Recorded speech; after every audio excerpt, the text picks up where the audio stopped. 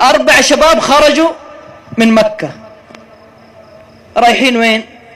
خارجين خارج المملكة في إجازة من الإجازات، رايحين خارج المملكة. شباب حقين أغاني وحقين دخان ومخدرات، يعني رايحين دعوة إلى الله؟ رايحين يعتكفوا في المساجد هناك؟ لا والله، رايحين للمومسات والسهر والرقص والمخدرات، رايحين يبارزون رب الأرض والسماوات بالمعاصي والذنوب. خرجوا من مكة، أقرب محطة وقفوا فيها عشان يعبوا السيارة فل، وكان صوت الأغاني مرفوع الأخير.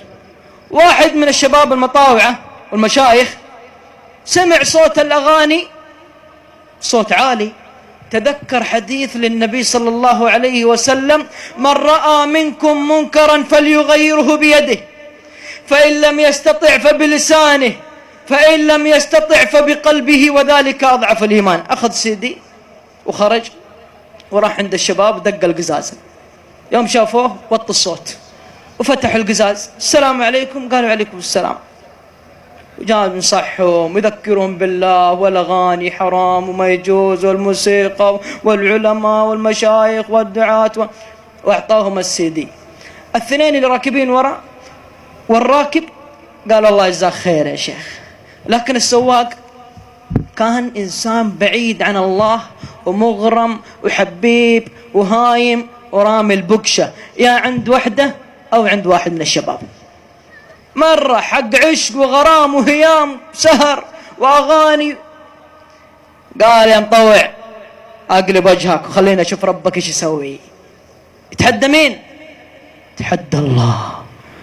خلاص يا مطوع أقلب وجهك وخلينا أشوف ربك إيش يسوي. تقول ما قالها؟ والله يا شباب قالها.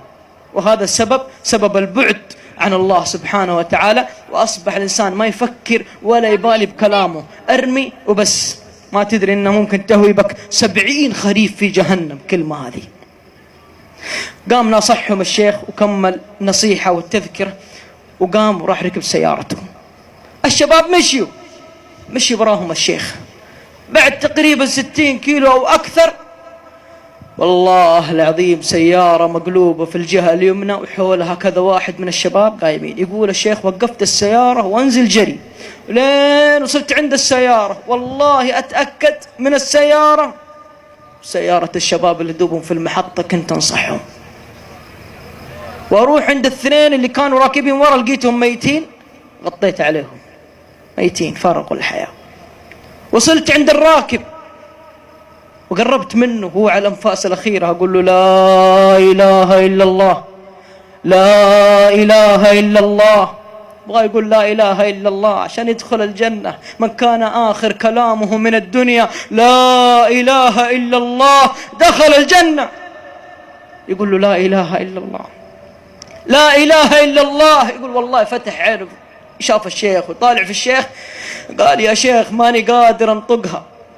أبي يقولها يا إخوان، إحنا نقولها اليوم لا إله إلا الله، سهلة بسيطة، لكن الإنسان اللي ما يعمل بلا إله إلا الله، والله الذي لا إله إلا هو، لتحول بينه وبين لا إله إلا الله المعاصي والذنوب والبلايا والخطايا اللي كان يسويها في حياته. يقول: يا شيخ ماني قادر أنطقها. أبي يقول، أبي ينطق، ما هو قادر. والله العظيم إخوان كلها ثواني أو أقل من دقيقة مات. غطوا عليه ولحق أخوانه الاثنين. بقى من بقى يا إخوان؟ السواق اللي يقول: يا مطوع أقلب وجهك وخلينا أشوف ربك إيش يسوي. شوف الله إيش سوى فيه، سريع الحساب، ذو انتقام. والله الشيخ عارف إنه هذا بسبب كلمته اللي قالها قبل شوي، ولكن برضه حن عليه وجاء عنده ويقول له: لا إله إلا الله.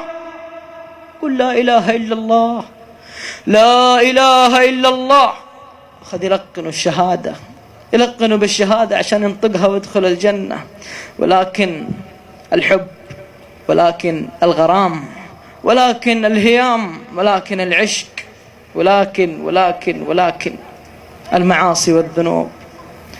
والله يا أخوان بدأ الصوت يرتفع، بدأ الصوت يرتفع الصوت لين صاروا الحاضرين كلهم يسمعون كلام هذا الشاب اللي موجود. يا ليته قال لا إله إلا الله أو سكت. يا ليته ما نطق بكلمة، يا ليته مات بدون ما ينطق بشيء. عارفين إيش قال؟ عارفين إيش قال؟ اسمع اللي تقضي ليلك كله معاكسات وغزل، اسمع اللي ترفيع دبابات وحب رعان، اسمع اللي جالس في الأسواق وتلفلف وتدور وتكحل في النسوان.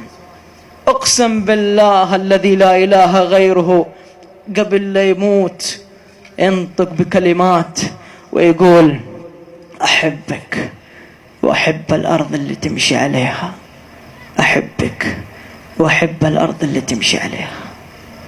يا الله، مات وهو يردد هذه الكلمات. كيف بيلقى الله؟ بيلقى الله سبحانه وتعالى وهو يردد هذه الكلمات، بيلقى الله وهو متحدي لله. واللي يتحدى الله لك، لا حول ولا قوة إلا بالله. هي خليها تنفعك ولا خليه ينفعك، هذا اللي حبيته. أقسم بالله ما ينفعك أحد. يوم يعض الظالم على إيش؟ على إصبع؟ ما شباب، على يد. يا ليت إصبع، يا ليت يد.